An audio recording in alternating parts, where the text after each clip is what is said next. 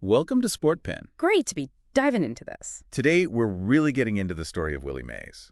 I mean, beyond the highlights. Absolutely. We're looking at those moments, the sheer determination, the plays that just cemented him as a legend. Exactly. What makes someone like Mays not just great, but truly iconic? How do they rewrite sports history? Let's unpack it. Well, you have to start with the context, right? Born in Alabama, 1931, his dad, Cat Mays, played semi-pro. Right, and Cat actually gave a scouting report to Piper Davis. He did. That led to Mays signing with the Birmingham Black Barons July 4th, 1948. He was just 17. Wow, 17. Yeah. And making, what, $250 a month? Yeah. And think about the timing. Jackie Robinson had broken the color barrier only the year before. So the majors were still figuring things out. Integration was patchy. Very patchy. You had quotas, teams burying talent in the minors, outright resistance, like with the Boston Red Sox. It was a real mixed bag. And Piper Davis wasn't just his manager, was he? He was preparing Mays for the racism he'd face. Definitely. He even told the other players, look out for this kid. That tells you something about the Negro League's environment, the challenges, but also the camaraderie. The hardships must have been immense. Jim Crow laws, finding hotels, restaurants. Brutal. Often meant sleeping on the bus. There's that story about the bus trip to the Polo Grounds. Oh, the one where it caught fire. Yeah. In the Holland Tunnel. That's the one. Going to play the New York Cubans. Uniforms, equipment, all destroyed. But Mays saved his suits. He saved his new suits. It's a little detail, but it paints a picture, doesn't it? It really does. And now, decades later, the Negro Leagues are officially recognized as major leagues. Since 2020, right? Right. And the stats integration just happened May 2025. Mays gained 10 official hits from that. 10 more hits. Though his home run total stays at 660 because of missing box scores. Yeah, unfortunately. But that first pro hit back in 48 at Rickwood Field, that's in the books now. Long overdue. It really is. So how did he actually get the call to the majors, the Giants? Well, a key figure was Giant scout Alex Pompez. He had strong connections in the Negro Leagues, including with Piper Davis. So Pompez was the link. Were other teams interested? Oh, yeah. The Boston Braves, for instance. But they apparently balked at the price. But the Giants didn't. Giants owner Horace Stoneham trusted Pompez. He went for it. Direct involvement. Okay, so fast forward to 51. Mays is playing for the Minneapolis Millers, the Giants' AAA team, and he's hitting... What was it? An unbelievable .477, just tearing it up. And then the Giants call him up, but he didn't want to go. Yeah, the famous story. He apparently told the Millers manager, tell Leo I'm not coming. After hitting .477. Why? He thought he couldn't hit major league pitching. Seems like it. Maybe nerves, maybe just incredible humility. Or both.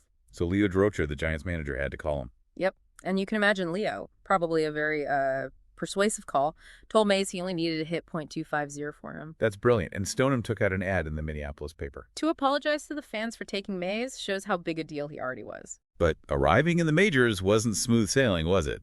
The racism didn't just disappear. Not at all. Racial slurs in places like Hagerstown, Maryland. Having to eat separately, room separately from white teammates on the road. I read the Trenton manager, Chick Genovese, sometimes ate with him in the kitchen, just so he wasn't alone. Yeah, small gestures like that probably meant a lot. It was a tough adjustment off the field. But then you have the contrast in Harlem, playing stickball with the kids. Oh, totally. He'd come back from the Polo Grounds, maybe after hitting a couple of homers, and kids would be waiting. And you'd just join in. Join right in, then treat them all to ice cream. It wasn't for publicity. It was just him. Genuine connection. That's fantastic. Yeah.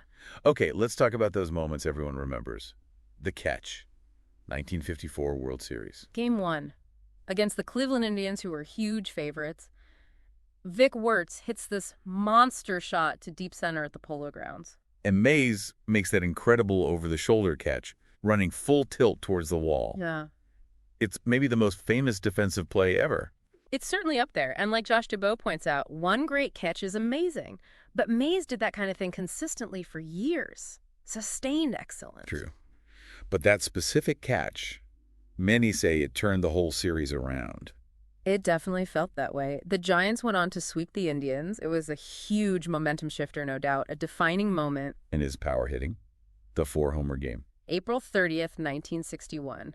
against the Milwaukee Braves. And Hank Aaron hit 2 in that same game. Can you imagine? 6 homers between the two of them that day. Mays is still the only guy with 600 career homers to hit 4 in one game. Just staggering offensive ability. Mm. But it wasn't just the stats, was it? It was his whole approach, his character. Right. He had this humility. Quotes like, I don't compare him, I just catch him. Or, they throw the ball, I hit it. They hit the ball, I catch it. Simple, direct. Although he also said, I think I was the best baseball player I ever saw.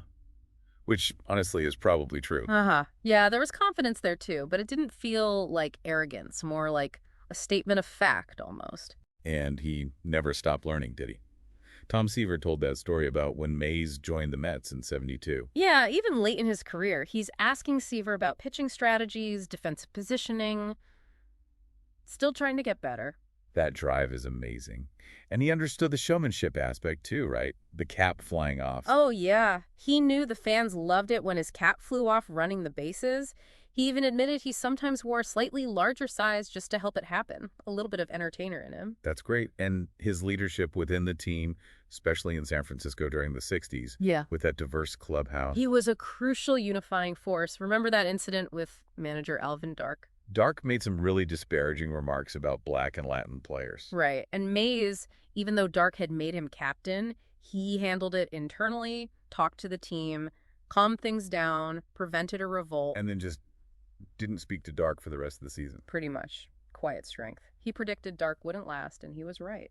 Wow. He also supported Juan Marichal after that big on-field incident, earning praise from the league president. Warren Giles called his conduct fine and decent. He commanded immense respect. Even the trade to the Mets, hitting a homer against the Giants in his first game back on Mother's Day '72, it's like he couldn't not create drama. He just had a flair for it. And even then, his Mets teammates, Jerry Koosman, said he was still our best player. Tug McGraw learned so much from him. His influence lasted. But despite being this huge star, this beloved figure, he still faced ugly racism off the field. The housing situation in San Francisco. Yeah, that was rough. After the Giants moved west, he tried to buy a house in Sherwood Forest. And the seller backed out because the neighbors objected. Exactly. Purely because he was black. The mayor had to step in. And he still got racist messages thrown through his window. It's a jarring reminder that fame didn't shield him from prejudice. Not at all. Which maybe informed his approach to social activism.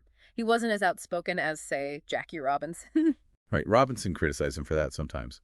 Mays talked about having a narrow framework of operations, helping in my way. And his way often involved direct action, like the stickball games, mentoring younger guys like O.J. Simpson back then, or recording that message to calm tensions in SF after a police shooting in '66. So maybe less about protest marches, more about personal interaction and community engagement. That seems to be how many of his peers saw it. They felt he supported black people in very tangible ways, even if it wasn't always public. It's complex. It is. Thinking about his legacy, Joe DiMaggio said Mays came closest to perfection on a ball field. High praise. About as high as it gets from DiMaggio. And President Nixon's telegram for his 40th birthday. The line about proving people over 30 could be trusted. A bit funny, but shows the level of national recognition. Absolutely. And his very last career hit. A game-winning RBI in the World Series. You couldn't write it better. What did Ray Sadecki say? This game was invented for Willie Mays. 100 years ago, it just fit. And Mays' own view, baseball is fun. When you stop having fun, then it's time to get out. He truly loved playing. Hall of Fame number 24 retired by the Giants. All deserved. He was labeled a five-tool superstar, but it was more than that, wasn't it? Oh, much more. The intelligence, the preparation, the instincts, the guile. Things that don't show up neatly in stats. Mays was always better than the box score, as they say. Widely considered the greatest all-around player ever.